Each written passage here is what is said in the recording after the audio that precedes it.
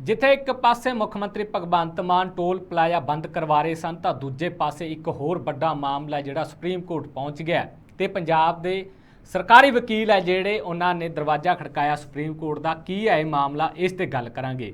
अगे चलीए तो एक पासे अकाली दल बड़ा मंथन कर रहा गठजोड़ नूं लैके पर उन्हां दी एक भाईवाल पार्टी वालों जिहड़ा बड़ा बयान दे दिता भाजपा के खिलाफ, भाजपा प्रधान के खिलाफ डट के बोले ने बसपा प्रधान। तो इत्थे हुण वड्डी गल ये है कि जिथे एक पासे जोड़ तोड़ दीआं नीतियां चल रही ने तो गठ जोड़ दीआं चर्चावां चल रही ने कि भाजपा नाल जुड़ के श्रोमणी अकाली दल बड़ा कोई ना कोई धमाका करेगा तो इत्थों तक केंद्र दे विच वजारत केंद्री वजारत विच जिहड़ा अकाली दल अपना कोई लीडर लैके जाएगा। सो की गठजोड़ होएगा, अज जिहड़ा मंथन चल रहा उसका की नतीजा निकलेगा, की जिहड़ा भाजपा नाल रल के 24 ਦੀਆਂ ਚੋਣਾਂ लड़ियां जाणगियां जां ना, इस मुद्दे ते जिहड़ा गल करांगे।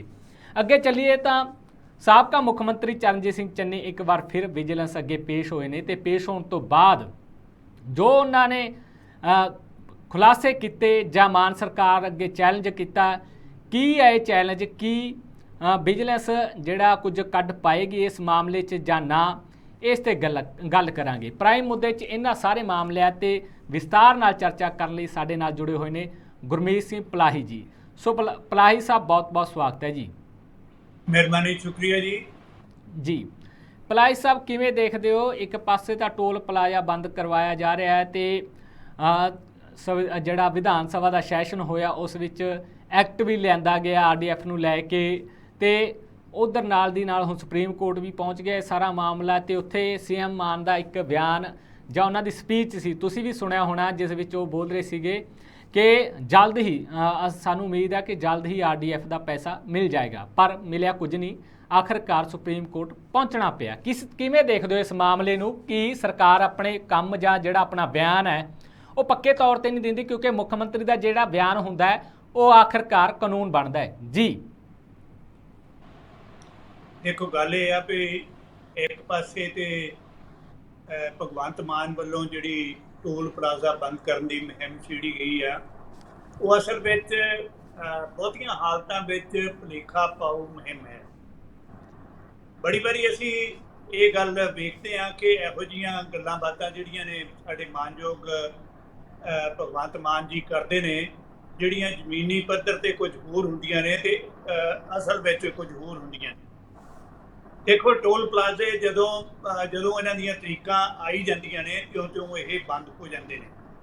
पिछलियां सरकारां ने कुछ समा इस ढंग दे नाल लटका दी स्थिति में इन्हां नूं रखिया, पर यह सरकार ने जदों भी तरीकां उन्हां दीयां पुग गईयां ने उन्हां टोल प्लाजिਆਂ ਨੂੰ बंद करन दा उद्यम उपाला कीता, जिहनूं मैं समझदा भी एक चंगा उपराला है। क्योंकि जिथे भी टोल प्लाजे लगे हुए ने जां बने हुए ने उत्थे बहुत वड्डी रकम जिहड़ी है वो सरकारां जिहड़ियां अपने बारे विच लैके आउंदियां ने, पर सरकारां तो भी वध जिहड़े ठेकेदार नियत कीते हुए ने उन्हां दे कोल वो पैसा वध जांदा जी। इहदा टोल प्लाजिਆਂ ਦਾ मतलब ਤਾਂ ਇਹ ਹੁੰਦਾ ਵੀ ਤੁਸੀਂ ਉਸ ਏਰੀਏ ਦੀ ਜਿਸ ਏਰੀਏ ਦੇ ਵਿੱਚ ਸੜਕ ਦੇ ਉੱਤੇ ਲੋਕ ਚੱਲਦੇ ਨੇ, ਗੱਡੀਆਂ ਵਾਹਨ ਚੱਲਦੇ ਨੇ, उन्हां दा सही ढंग नाल संभाल करनी है। उत्थे टॉयलेट का कुछ एक एरिया दे विच प्रबंध करना, होर सहूलतां देणियां ने, डॉक्टरी सहूलतां देणियां ने। पर पंजाब विच जिन्ने क मैनूं जानकारी है टोल प्लाजे इहो जिही स्थिति विच ने कि सिर्फ पैसे गवाउण दी गल है। सड़कां वो जिन्ना एरिया उन्हां नूं दित्ता गया है, जिन्नी लंबाई वाला, उन्हां दे हालात जिहड़े ने वो बहुते चंगे दिखाई नहीं दिंदे। तो सरकार ਵੱਲੋਂ ਇਹ ਯਤਨ ਜਿਹੜਾ ਹੈ ਇਸ ਨੂੰ ਸਹੀ ਚਾਹੀਦਾ। ਦੂਜੀ ਗੱਲ ਇਹ ਹੈ ਵੀ ਜਿਹੜਾ RDF ਦਾ ਮਾਮਲਾ ਹੈ ਬੜੇ ਲੰਮੇ ਸਮੇਂ ਤੋਂ ਖਿੱਚਦਾ ਆ ਰਿਹਾ ਜੀ ਜੀ ਜੀ ਪਲਾਈ ਸਾਹਿਬ, ਮੈਂ ਤੁਹਾਨੂੰ ਇੱਥੇ ਟੋਕਣਾ ਚਾਹਾਂਗਾ। ਤੁਸੀਂ ਕਿਹਾ ਕਿ ਚੰਗਾ ਫੈਸਲਾ ਹੈ, ਤਾਂ ਇਹੀ ਜਿਹੜਾ ਹੁਣ ਆਪਾਂ RDF ਬਾਰੇ ਗੱਲ ਕਰਨ ਜਾ ਰਹੇ ਹਾਂ, ਇੱਕ ਪਾਸੇ ਤਾਂ ਕੇਂਦਰ ਨੇ RDF ਰੋਕਿਆ ਹੋਇਆ ਤੇ ਉਧਰ ਸੜਕਾਂ ਦੀ ਜਿਹੜੀ ਹਾਲਤ ਆ ਉਹ ਆਪਾਂ ਸਾਰੇ ਜਾਣੀ ਆ ਕਿ ਕਿਹੜੇ ਹਾਲਾਤਾਂ ਵਿੱਚ ਉੱਥੋਂ ਗੁਜ਼ਰਦੇ ਆ ਤੇ RDF ਦਾ ਜਿਹੜਾ ਪੈਸਾ ਵੀ ਨਹੀਂ ਮਿਲ ਰਿਹਾ।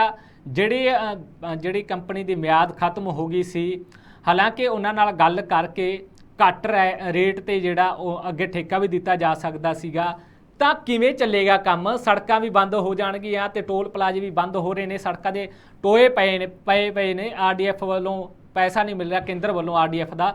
ਤਾਂ ਕਿਵੇਂ ਦੇਖਦੇ ਹੋ ਪਲਾਈ ਸਾਹਿਬ ਕਿ ਇਹ ਸਰਕਾਰ ਦਾ ਕੋਈ ਤੇਜ਼ੀ ਨਾਲ ਜਿਹੜਾ ਵਾਹ ਖੱਟਣ ਦੇ ਲਈ ਕੋਈ ਔਖਾ ਫੈਸਲਾ ਤਾਂ ਨਹੀਂ ਹੋਏਗਾ ਆਉਣ ਵਾਲੇ ਸਮੇਂ 'ਚ? ਦੇਖੋ, ਗੱਲ ਇਹ ਆ ਵੀ ਆਰਡੀਐਫ ਨੂੰ ਟੋਲ ਪਲਾਜ਼ਾ ਦੇ ਸੜਕਾਂ ਦੇ ਨਾਲ ਜੋੜਿਆ ਨਹੀਂ ਜਾ ਸਕਦਾ, ਕਿਉਂਕਿ ਟੋਲ ਪਲਾਜ਼ਾ ਜਿਹੜੇ ਨੇ ਜਾਂ ਤਾਂ ਨੈਸ਼ਨਲ ਹਾਈਵੇ ਤੇ ਨੇ ਜਾਂ ਸਟੇਟ ਹਾਈਵੇ ਦੇ ਉੱਤੇ ਨੇ। ਇਹਨਾਂ ਦੀ ਦੇਖਭਾਲ ਸੰਭਾਲ ਜਿਹੜੀ ਹੈ ਉਹ ਰੂਰਲ ਡਿਵੈਲਪਮੈਂਟ ਫੰਡ ਦੇ ਵਿੱਚੋਂ ਨਹੀਂ ਹੁੰਦੀ, ਸਰਕਾਰ ਦੇ ਆਪਣੇ ਫੰਡਾਂ ਵਿੱਚੋਂ ਜਾਂ ਟੋਲ ਪਲਾਜ਼ਾ ਤੇ ਰਾਹੀਂ ਲਾਈਆਂ ਹੋਈਆਂ ਕੰਪਨੀਆਂ ਜਿਹੜੀਆਂ ਨੇ ਜਿਹੜੀਆਂ ਉਹਨਾਂ ਦੀ ਦੇਖਭਾਲ ਕਰਦੀਆਂ ਨੇ ਉਹਨਾਂ ਦੇ ਵਿੱਚੋਂ ਇਹ ਪੈਸਾ ਖਰਚ ਹੁੰਦਾ। ਪਰ ਬਹੁਤੀਆਂ ਹਾਲਤਾਂ ਵਿੱਚ ਟੋਲ ਪਲਾਜ਼ਾ ਵਾਲੀਆਂ ਕੰਪਨੀਆਂ ਕਿਉਂਕਿ ਗੁੰਮਰਾਹ ਕਰਦੀਆਂ ਨੇ, ਸਰਕਾਰ ਨੂੰ ਵੀ ਸਹੀ ਢੰਗ ਦੇ ਨਾਲ ਪੈਸੇ ਨਹੀਂ ਦਿੰਦੀਆਂ ਔਰ ਨਾਲ ਦੀ ਨਾਲ ਉਹ ਲੋਕ ਜਿਹੜੀਆਂ ਸੜਕਾਂ ਦੀ ਦੇਖਭਾਲ ਵੀ ਨਹੀਂ ਕਰਦੀਆਂ। ਜਿਹੜਾ ਰੂਰਲ ਡਿਵੈਲਪਮੈਂਟ ਫੰਡ ਹੈ ਉਹ ਇੱਕ ਵੱਖਰੀ ਗੱਲ ਹੈ।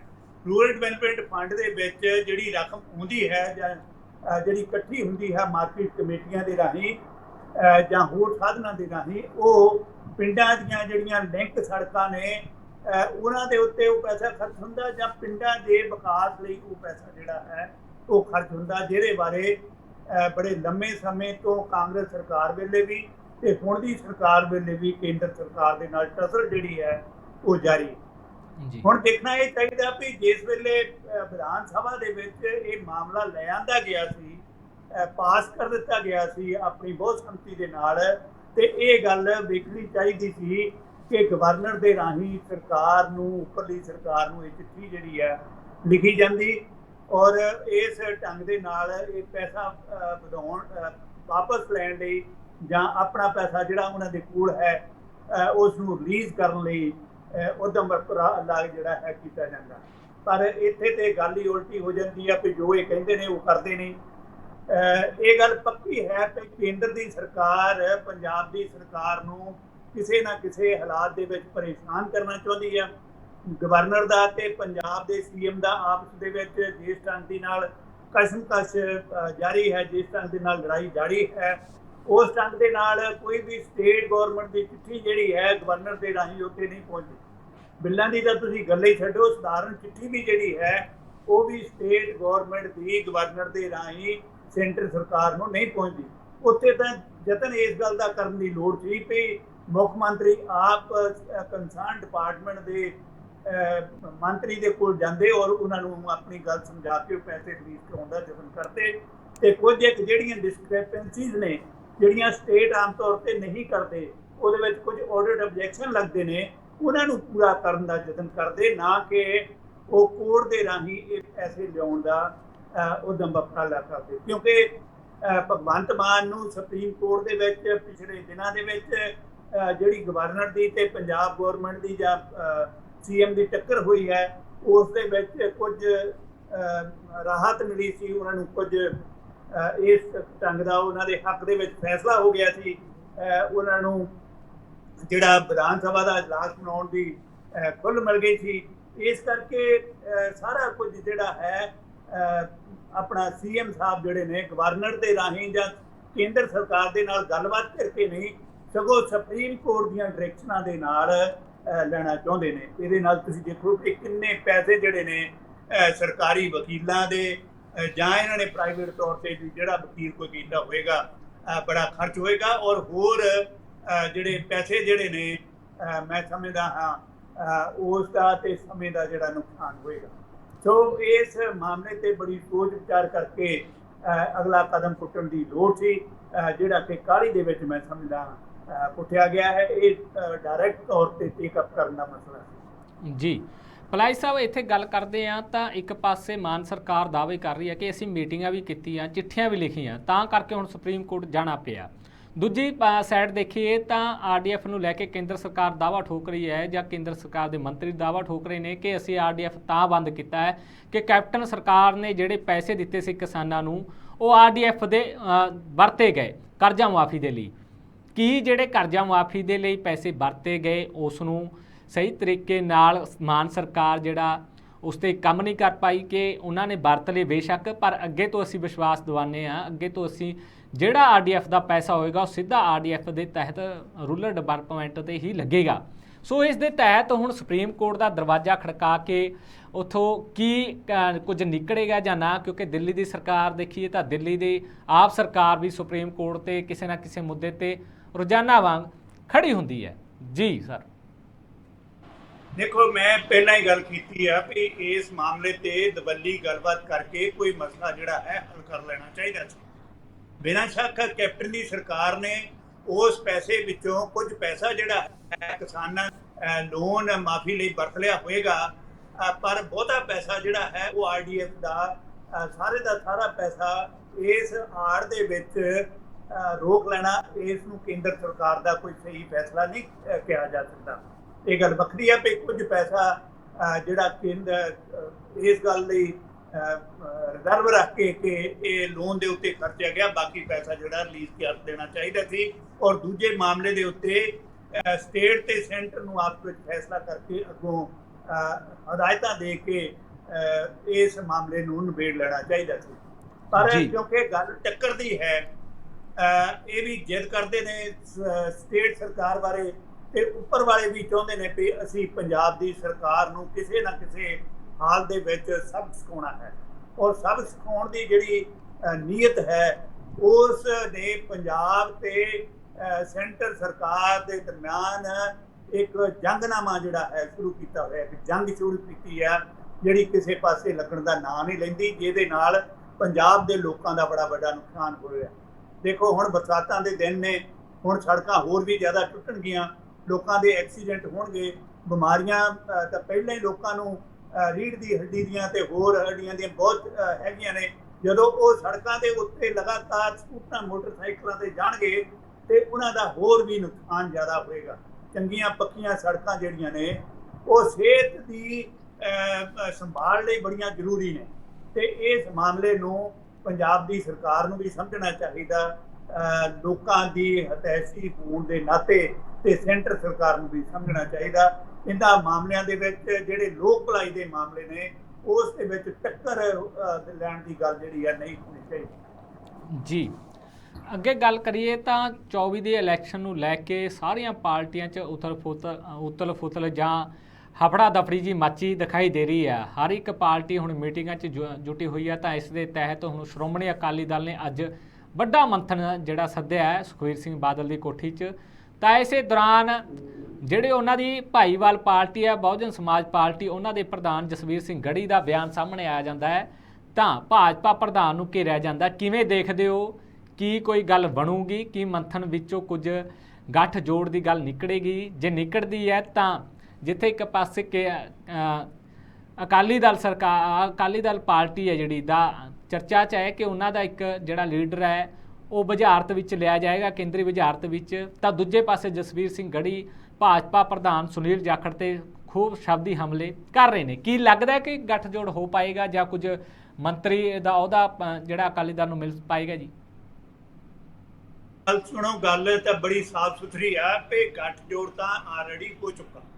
ਸੁਖਬੀਰ ਬਾਦਲ ਦੇ ਨਾਲ ਖਾਸ ਤੌਰ ਤੇ ਉਸ ਵੇਲੇ ਤੋਂ ਹੀ ਗੱਲਾਂ ਚੱਲਦੀਆਂ ਨੇ ਜਿਸ ਵੇਲੇ ਮੋਦੀ ਸਾਹਿਬ ਪ੍ਰਕਾਸ਼ ਸਿੰਘ ਬਾਦਲ ਦੇ ਅਕਾਲ ਚਲਾਣੇ ਸਮੇਂ ਉਹਨਾਂ ਤੇ ਅਫਸੋਸ ਕਰਨ ਆਏ ਸਨ ਤੇ ਉਸ ਤੋਂ ਬਾਅਦ ਗ੍ਰਹਿ ਮੰਤਰੀ ਵੀ ਰਾਜਨਾਥ ਨੇ ਵੀ ਇਸ ਕਿਸਮ ਦੇ ਬਿਆਨ ਦਿੱਤੇ, ਜਿਸ ਤੋਂ ਸਾਫ਼ ਹੋ ਗਿਆ ਸੀ ਕਿ ਪੰਜਾਬ ਦੇ ਹਿੱਤ ਵਿੱਚ, ਉਹਨਾਂ ਦੇ ਅਨੁਸਾਰ ਪੰਜਾਬ ਦੇ ਹਿੱਤ ਦੇ ਵਿੱਚ ਭਾਜਪਾ ਤੇ ਅਕਾਲੀ ਦਲ ਦਾ ਗੱਠਜੋੜ ਹੋਣਾ ਬੜਾ ਜ਼ਰੂਰੀ ਹੈ। ਤੇ ਕਿਉਂਕਿ ਦੋਹਾਂ ਪਾਰਟੀਆਂ ਨੇ ਵੱਖਰੇ ਵੱਖਰੇ ਤੌਰ ਤੇ ਲੜ ਕੇ ਦੇਖ ਲਿਆ ਤੇ ਉਹਨਾਂ ਨੂੰ ਇਸ ਮਾਮਲੇ ਦੇ ਉੱਤੇ ਬੜਾ ਨੁਕਸਾਨ ਹੋਇਆ ਹੈ। ਇਸ ਹਾਲ ਦੇ ਵਿੱਚ ਜਿਵੇਂ ਕਿ ਸਾਹਮਣੇ ਦਿਖਾਈ ਦਿੰਦਾ ਵੀ ਇਹ ਤਾਂ ਸਿਰਫ ਮੀਟਿੰਗਾਂ ਕਰਨ ਦੀ ਗੱਲ ਹੈ, ਦੂਜੇ ਪਾਸੇ ਇਹ ਵੀ ਦਿਖਾਈ ਦਿੰਦਾ ਵੀ ਜਿਹੜਾ ਭਾਜਪਾ ਦਾ ਹੋਣ ਵਾਲਾ ਪ੍ਰਧਾਨ ਲਗਾਇਆ ਗਿਆ ਉਹ ਵੀ ਉਸ ਗੱਠਜੋੜ ਦੇ ਹਿੱਸੇ ਵਜੋਂ ਜਾਂ ਉਹਨਾਂ ਵੱਲੋਂ ਇਹ ਗੱਲ ਕਹਿਣ ਤੇ ਇਹ ਸਾਰਾ ਕੰਮ ਜਿਹੜਾ ਹੈ ਆਉਣ ਵਾਲੇ ਸਮੇਂ ਦੀ 24 ਦੀ ਇਲੈਕਸ਼ਨ ਨੂੰ ਜਿੱਤਣ ਦੀ ਖਾਤਰ ਕੀਤਾ ਜਾ ਰਿਹਾ। ਭਾਵੇਂ ਕਿ ਭਾਜਪਾ ਦੇ ਨਵੇਂ ਪ੍ਰਧਾਨ ਜਾਖੜ ਸਾਹਿਬ ਨੂੰ ਲਾਉਣ ਤੇ ਭਾਜਪਾ ਦੀ ਜਿਹੜਾ ਅੰਦਰਲਾ ਕਾਡਰ ਹੈ ਉਸ ਦੇ ਵਿੱਚ ਵੀ ਅਸੰਤੁਸ਼ਟਤਾ ਦਿਖਾਈ ਦਿੰਦੀ ਆ, ਪਰ ਨਾਲ ਦੀ ਨਾਲ ਇਹ ਗੱਲ ਹੈ ਕਿ ਉਹ ਇੱਕ ਐਨਰਜੈਟਿਕ ਸਿਆਸਤਦਾਨ ਨੇ, ਉਹਨਾਂ ਨੇ ਬਾਦਲਾਂ ਦੇ ਨਾਲ ਰਲ ਕੇ ਇਸ ਮਾਮਲੇ ਨੂੰ ਅੱਗੇ ਤੋਰ ਕੇ ਕੁਝ ਵੱਧ ਸੀਟਾਂ ਲੈਣ ਲਈ ਮੇਰਾ ਖਿਆਲ ਆ ਇਹਨਾਂ ਵੱਲੋਂ ਯਤਨ ਜਿਹੜਾ ਹੈ ਹੋਏਗਾ। ਬਾਕੀ ਰਹੀ ਗੱਲ ਵੀ ਇਸ ਗੱਲ ਨੂੰ ਦੂਜੀਆਂ ਪਾਰਟੀਆਂ ਕਿਵੇਂ ਲੈਂਦੀਆਂ ਨੇ, ਦੇਖੋ ਪਹਿਲੀ ਗੱਲ ਤਾਂ ਇਹ ਆ ਵੀ ਬੀਐਸਪੀ ਇਸ ਗੱਠਜੋੜ ਦੇ ਵਿੱਚੋਂ ਬਾਹਰ ਹੋ ਜਾਏ। ਇਸ ਕਿਸਮ ਦੀ ਸਟੇਟਮੈਂਟ ਉਹਨਾਂ ਦੀ ਆਈ ਹੈ ਕਿ ਜਾਖੜ ਸਾਹਿਬ ਤਾਂ ਐਸਸੀ ਵਰਗ ਦੇ ਖਿਲਾਫ ਨੇ ਤੇ ਭਾਜਪਾ ਵੀ ਬਿਲਕੁਲ ਉਸੇ ਢੰਗ ਦੇ ਨਾਲ ਖਿਲਾਫ ਆ, ਕਿਉਂਕਿ ਉਹਨਾਂ ਨੇ ਤਾਂ ਬੜੀ ਅਖੀਰਲੀ ਗੱਲ ਕਰ ਦਿੱਤੀ ਕਿ ਭਾਜਪਾ ਤਾਂ ਇਹੋ ਜਿਹੀ ਪਾਰਟੀ ਆ ਜਿਹੜੀ ਦਲਿਤਾਂ ਨੂੰ ਕਿਸੇ ਹਾਲਤ ਦੇ ਵਿੱਚ ਵੀ ਆਪਣੇ ਪੱਲੇ ਬੰਨਣ ਨੂੰ ਤਿਆਰ ਨਹੀਂ। ਉਹਨਾਂ ਨੇ ਇੱਕ ਉਦਾਹਰਨ ਦੇ ਦਿੱਤੀ ਵੀ ਭਾਜਪਾ ਦੇ ਕਿਸੇ ਨੇਤਾ ਨੇ ਹੁਣੇ ਜਿਹੇ ਕਿਸੇ ਦਲਿਤ ਦੇ ਸਿਰ ਦੇ ਉੱਤੇ ਪਿਸ਼ਾਬ ਜਿਹੜਾ ਹੈ ਉਹ ਕਰ ਦਿੱਤਾ ਔਰ ਉਹਦੀ ਵੀਡੀਓ ਵਾਇਰਲ ਹੋ ਰਹੀ ਹੈ। ਤੋ ਇਸ ਕਿਸਮ ਦੀਆਂ ਗੱਲਾਂ ਤੋਂ ਬੜਾ ਸਾਫ਼ ਦਿਸਦਾ ਕਿ ਬੀਐਸਪੀ ਜਿਹੜੀ ਹੈ ਉਸ ਵੇਲੇ ਉਸ ਗੱਠਜੋੜ ਦੇ ਵਿੱਚੋਂ ਬਾਹਰ ਆ ਜਾਏਗੀ ਜਿਸ ਵੇਲੇ ਅਕਾਲੀ ਦਲ ਜਿਹੜਾ ਹੈ ਭਾਜਪਾ ਦੇ ਨਾਲ ਗੱਠਜੋੜ ਕਰੇਗਾ। ਵੈਸੇ ਗੱਲ ਇਹ ਚੱਲਦੀ ਸੀ ਕਿ 7 ਅਕਾਲੀ ਦਲ ਨੂੰ, 5 ਭਾਜਪਾ ਨੂੰ ਔਰ 1 ਸੀਟ ਬਸਪਾ ਨੂੰ ਦਿੱਤੀ ਜਾਏਗੀ। ਜੇ ਇਹ ਗੱਠਜੋੜ ਇਸ ਢੰਗ ਦਾ ਨਾਲ ਨਹੀਂ ਹੁੰਦਾ ਤੇ 8 ਤੇ 5 ਦੀ ਰੇਸ਼ੋ ਦੇ ਵਿੱਚ। ਔਰ ਇਸੇ ਤਰ੍ਹਾਂ ਜਿਹੜੀ ਆਉਣ ਵਾਲੀ ਵਿਧਾਨ ਸਭਾ ਦੀ ਚੋਣ ਹੈ ਉਹਦੇ ਵਿੱਚ 46 ਜਾਨੀ 23 ਸੀਟਾਂ ਅੱਗੇ ਦਿੰਦੇ ਸੀ, ਹੁਣ 46 ਸੀਟਾਂ ਜਿਹੜੀਆਂ ਨੇ ਉਹ ਭਾਜਪਾ ਨੂੰ ਦੇਣਗੇ, ਬਾਕੀ ਸੀਟਾਂ ਤੇ ਅਕਾਲੀ ਦਲ ਲੜੇਗਾ। ਪਰ ਮੁੱਖ ਮੰਤਰੀ ਜਿਹੜਾ ਹੈ ਅਕਾਲੀ ਦਲ ਦਾ ਹੋਏਗਾ ਜੇ ਜਿੱਤ ਜਾਂਦੇ ਨੇ। ਪਰ ਇੱਥੇ ਇੱਕ ਬਹੁਤ ਵੱਡਾ ਸਵਾਲ ਇਹ ਵੀ ਖੜਾ ਕਰ ਦਿੱਤਾ ਸਾਡੇ ਮਾਨਯੋਗ ਪੁਰਾਣੇ ਸੀਐਮ ਨੇ, ਉਹਨੇ ਵੀ ਕਿਹਾ ਕਿ ਭਾਜਪਾ ਜਿਹੜੀ ਹੈ ਦਲਿਤ ਵਿਰੋਧੀ ਆ ਔਰ ਇਸ ਨੇ ਜਾਖੜ ਤਾਂ ਹੋਰ ਵੀ ਵੱਡਾ ਦਲਿਤ ਵਿਰੋਧੀ ਆ ਜਿਹਨੇ ਕਦੇ ਵੀ ਦਲਿਤਾਂ ਦੀ ਗੱਲ ਨਹੀਂ ਕੀਤੀ ਔਰ ਸਦਾ ਹੀ ਉਹ ਇੱਕ ਪਾਸੜ ਹੋ ਕੇ ਕੰਮ ਕਰਦਾ ਰਿਹਾ। ਸੋ ਇਹ ਸਾਰੇ ਮਾਮਲੇ ਦੇ ਸੰਦਰਭ ਵਿੱਚ ਇੱਕ ਗੱਲ ਹੋਰ ਜਿਹੜੀ ਕੀਤੀ ਜਾਣੀ ਬਣਦੀ ਆ ਉਹ ਇਹ ਆ ਕਿ ਇੱਕ ਉਸ ਪੰਜਾਬ ਹਤੈਸ਼ੀ ਪਾਰਟੀ ਦਾ ਭੂਖ ਪਾਉਣ ਦਾ ਜਾਨੀ ਇੱਕ ਨਵੀਂ ਸ਼ੁਰੂਆਤ ਜਿਹੜੀ ਹੈ ਮੁੜ ਕੇ ਫੇਰ ਹੋਣ ਜਾ ਰਹੀ ਹੈ। ਕਿਉਂਕਿ ਜਿਸ ਵੇਲੇ ਪਹਿਲਾਂ ਭਾਜਪਾ ਦਾ ਤੇ ਅਕਾਲੀ ਦਲ ਦਾ ਗੱਠਜੋੜ ਹੋਇਆ ਸੀ ਉਸ ਵੇਲੇ ਵੀ ਬਹੁਤ ਸਾਰੇ ਹਾਲਤਾਂ ਦੇ ਵਿੱਚ ਪੰਜਾਬ ਦੇ ਜਿਹੜੇ ਮਸਲੇ ਸੀ ਉਹਨਾਂ ਨੂੰ ਹੱਲ ਕਰਨ ਲਈ ਯਤਨ ਕੀਤਾ ਜਾਣਾ ਚਾਹੀਦਾ ਸੀ। ਭਾਜਪਾ ਦੇ ਪਰਛਾਵੇਂ ਹੇਠ ਇੱਕ ਰਾਸ਼ਟਰੀ ਪਾਰਟੀ ਦੇ ਪਰਛਾਵੇਂ ਹੇਠ ਇੱਕ ਇਲਾਕਾਈ ਪਾਰਟੀ ਜਿਹੜੀ ਹੈ ਉਹ ਦੱਬ ਕੇ ਰਹਿ ਗਈ। ਉਸ ਇਲਾਕਾਈ ਪਾਰਟੀ ਨੇ ਜਿਹਨੇ ਵੱਧ ਤੋਂ ਵੱਧ ਅਧਿਕਾਰਾਂ ਦੇਣ ਦੀ ਗੱਲ ਕੀਤੀ ਸੀ, ਅਨੰਦਪੁਰ ਦਾ ਮਤਾ ਸਾਹਮਣੇ ਲਿਆਂਦਾ ਸੀ, ਹੋਰ ਮਾਮਲਿਆਂ ਦੇ ਉੱਤੇ ਵੀ ਬੜਾ ਸਖਤ ਸਟੈਂਡ ਪਹਿਲਾਂ ਲਿਆ ਸੀ, ਉਹ ਭਾਜਪਾ ਦੇ ਨਾਲ ਰਲ ਕੇ ਉਹ ਸਾਰੇ ਸਟੈਂਡ ਨੂੰ ਪਾਸੇ ਰੱਖ ਕੇ ਬੈਠ ਗਏ। ਇਸੇ ਤਰ੍ਹਾਂ ਉਹ ਅਕਾਲੀ ਦਲ ਜਿਨ੍ਹਾਂ ਵਿੱਚ ਕੁਰਬਾਨੀ ਵਾਲੇ ਅਕਾਲੀ ਹੁੰਦੇ ਸਨ ਉਹਨਾਂ ਦੇ ਥਾਂ ਤੇ ਉਹਦੇ ਵਿੱਚ ਵਪਾਰੀ ਅਕਾਲੀ ਦਲ ਜਾਂ ਬਿਜ਼ਨਸਮੈਨ ਅਕਾਲੀ ਛਵੀ ਵਾਲੇ ਲੋਕ ਜਿਹੜੇ ਨੇ ਉਹਨਾਂ ਦਾ ਗਲਬਾ ਹੋ ਗਿਆ। ਤੇ ਹੁਣ ਵੀ ਇਵੇਂ ਲੱਗਣ ਲੱਗ ਪਿਆ ਵੀ ਇਹ ਲੋੜਾਂ ਦਾ ਫੈਸਲਾ ਹੈ, ਕਿਉਂਕਿ ਭਾਜਪਾ ਦਾ ਸ਼ਹਿਰਾਂ ਦੇ ਵਿੱਚ ਪ੍ਰਭਾਵ ਹੈ, ਅਕਾਲੀਆਂ ਦਾ ਪਿੰਡਾਂ ਦੇ ਵਿੱਚ ਪ੍ਰਭਾਵ ਹੈ। ਇਸ ਗੱਲ ਨੂੰ ਇਕੱਠਿਆਂ ਕਰਨ ਲਈ ਇਹ ਗੱਠਜੋੜ ਜਿਹੜਾ ਹੈ ਉਹ ਮੁੜ ਕੇ ਫੇਰ ਹੋਣ ਜਾ ਰਿਹਾ, ਕਿਉਂਕਿ ਦੋਵਾਂ ਨੇ ਆਪਣੇ ਥਾਵਾਂ ਦੇ ਉੱਤੇ ਜਾ ਕੇ ਆਪਣਾ ਬਹੁਤ ਵੱਡਾ ਨੁਕਸਾਨ ਕਰ ਲਿਆ, ਇਹ ਉਹ ਕਹਿੰਦੇ ਨੇ।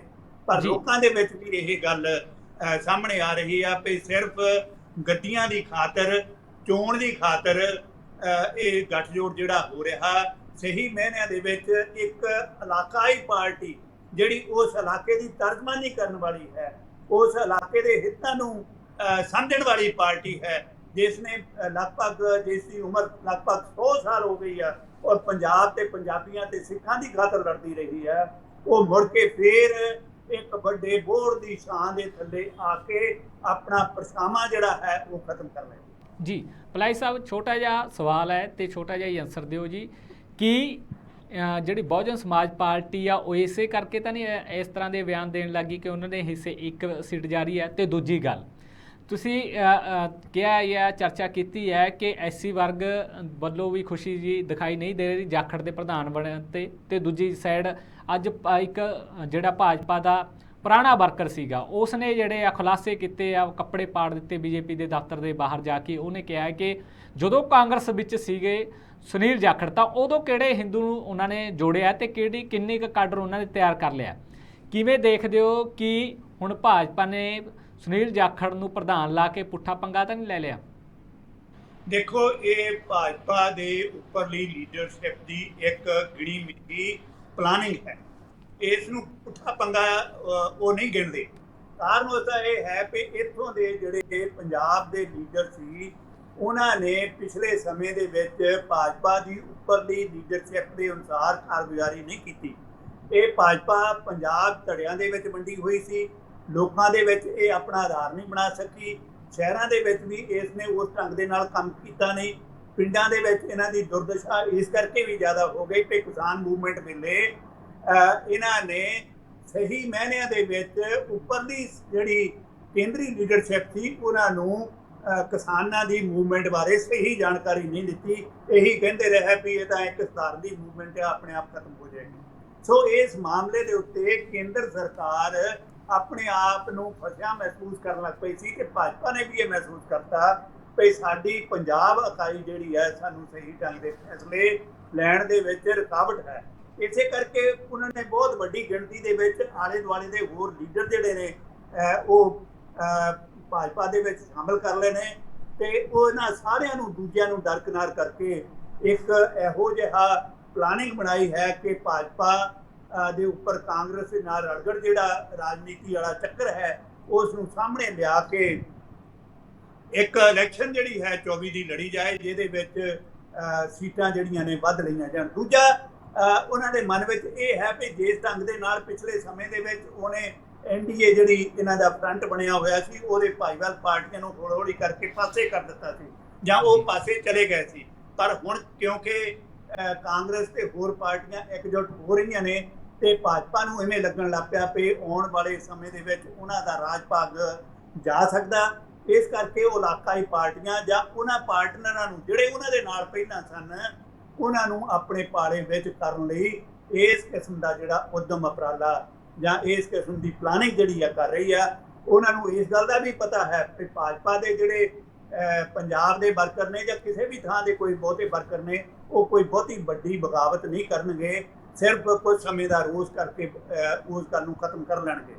ਤੇ ਕਿਉਂਕਿ ਉਹ ਇੱਕ ਇਹੋ ਜਿਹੀ ਡਿਸਿਪਲਿਨਡ ਪਾਰਟੀ ਗਿਣੀ ਜਾਂਦੀ ਆ, ਜਿਹੜੇ ਉੱਪਰੋਂ ਜੋ ਵੀ ਹੁਕਮ ਆਉਂਦੇ ਨੇ, ਉਹਨਾਂ ਦੇ ਵਰਕਰ ਉਹਨਾਂ ਨੂੰ ਉਸੇ ਢੰਗ ਦੇ ਨਾਲ ਇਨ ਪ੍ਰਵਾਨ ਕਰ ਲੈਂਦੇ ਨੇ। ਕਿਤੇ ਕਿਤੇ ਤਾਂ ਜ਼ਰੂਰ ਉਸ ਗੱਲ ਦਾ ਵਿਰੋਧ ਜਿਹੜਾ ਹੈ ਦੇਖਣ ਨੂੰ ਮਿਲਦਾ। ਮਹਾਰਾਸ਼ਟਰ ਵਿੱਚ ਵੀ ਇਸ ਕਿਸਮ ਦਾ ਵਿਰੋਧ ਮਿਲਿਆ ਸੀ, ਕਰਨਾਟਕ ਦੇ ਵਿੱਚ ਵੀ ਇਸ ਕਿਸਮ ਦਾ ਵਿਰੋਧ ਮਿਲਿਆ ਸੀ। ਹਾਲੇ ਤਾਂ ਇੱਕ MLA ਨੇ ਰਿਜ਼ਾਈਨ ਵੀ ਕੀਤਾ ਹੈ। ਅੱਜ ਦੂਜੇ ਇੱਕ ਹੋਰ ਵਰਕਰ ਨੇ ਕੱਪੜੇ ਵੀ ਆਪਣੇ ਪਾੜੇ ਨੇ ਔਰ ਆਪਣਾ ਜਜ਼ਬਾ ਜਿਹੜਾ ਹੈ ਬਾਹਰ ਦਿਖਾਇਆ ਹੈ। ਚਾਹੀਦਾ ਤਾਂ ਵੈਸੇ ਇਹੀ ਹੁੰਦਾ ਵੀ ਜਿਹੜੇ ਬੰਦੇ ਬੜੇ ਲੰਮੇ ਸਮੇਂ ਤੋਂ ਪਾਰਟੀ ਦੇ ਵਿੱਚ ਕੰਮ ਕਰਦੇ ਨੇ, ਉਹਨਾਂ ਨੂੰ ਇਹ ਪ੍ਰਧਾਨਗੀ ਜਿਹੜੀ ਦਿੱਤੀ ਜਾਵੇ, ਪੈਰਾਸ਼ੂਟ ਦੇ ਨਾਲ ਕਿਸੇ ਵੀ ਵਿਅਕਤੀ ਨੂੰ ਸਾਹਮਣੇ ਨਾ ਲਿਆਂਦਾ ਜਾਏ। ਪਰ ਦੂਜੇ ਪਾਸੇ ਇਹ ਗੱਲ ਹੈ ਵੀ ਪਲਾਨਿੰਗ ਕੁਛ ਇਸ ਕਿਸਮ ਦੀ ਹੈ। ਪੰਜਾਬ ਨੂੰ ਉਹ ਕਿਸੇ ਵੀ ਹਾਲਤ ਦੇ ਵਿੱਚ ਭਾਜਪਾ ਜਿਹੜੀ ਉੱਪਰਲੀ ਆ ਆਪਣੇ ਹੱਥੋਂ ਗਵਾਉਣਾ ਨਹੀਂ ਚਾਹੁੰਦੀ, ਤੇ ਪੰਜਾਬ ਦੇ ਵਿੱਚ ਵੱਧ ਵੋਟਾਂ ਲੈ ਕੇ, ਪੰਜਾਬ ਦੀਆਂ ਸੀਟਾਂ ਵੀ ਵੱਧ ਲੈ ਕੇ ਆਮ ਆਦਮੀ ਪਾਰਟੀ ਨੂੰ ਇੱਕ ਟੱਕਰ ਦੇਣਾ ਚਾਹੁੰਦੀ ਹੈ। ਕਿਉਂਕਿ ਕਾਂਗਰਸ ਦੇ ਨਾਲ ਤਾਂ ਉਹ ਸਮਝਦੇ ਨੇ ਕਿ ਉਹਨਾਂ ਦੀ ਟੱਕਰ ਹੁਣ ਲਗਭਗ ਖਤਮ ਹੀ ਹੋ ਗਈ ਆ। ਇੱਕ ਇਹੋ ਜਿਹੀ ਪਾਰਟੀ ਬਣ ਕੇ ਸਾਹਮਣੇ ਆਉਣ ਦਾ ਉਹਨਾਂ ਦਾ ਯਤਨ ਵੀ ਹੈ। ਜੀ, ਪ੍ਰਾਈਮ ਮੁੱਦੇ ਦੇ ਅੱਜ ਇਹ ਸੀ ਚਰਚਿਤ ਮੁੱਦੇ ਜਿਨ੍ਹਾਂ ਤੇ ਗੁਰਮੀਤ ਸਿੰਘ ਪਲਾਹੀ ਜੀ ਨੇ ਵਿਸਤਾਰ ਨਾਲ ਚਰਚਾ ਕੀਤੀ ਹੈ। ਸੋ ਪਲਾਹੀ ਸਾਹਿਬ ਬਹੁਤ ਬਹੁਤ ਧੰਨਵਾਦ ਜੀ। ਮਿਹਰਬਾਨੀ, ਸ਼ੁਕਰੀਆ। ਸੋ ਹੋਰ ਅਜਿਹੇ ਮੁੱਦੇ ਲੈ ਕੇ ਮੁੜ ਤੋਂ ਹਾਜ਼ਰ ਹੋਵਾਂਗੇ। ਉਦੋਂ ਤੱਕ ਦਿਓ ਇਜਾਜ਼ਤ। ਧੰਨਵਾਦ।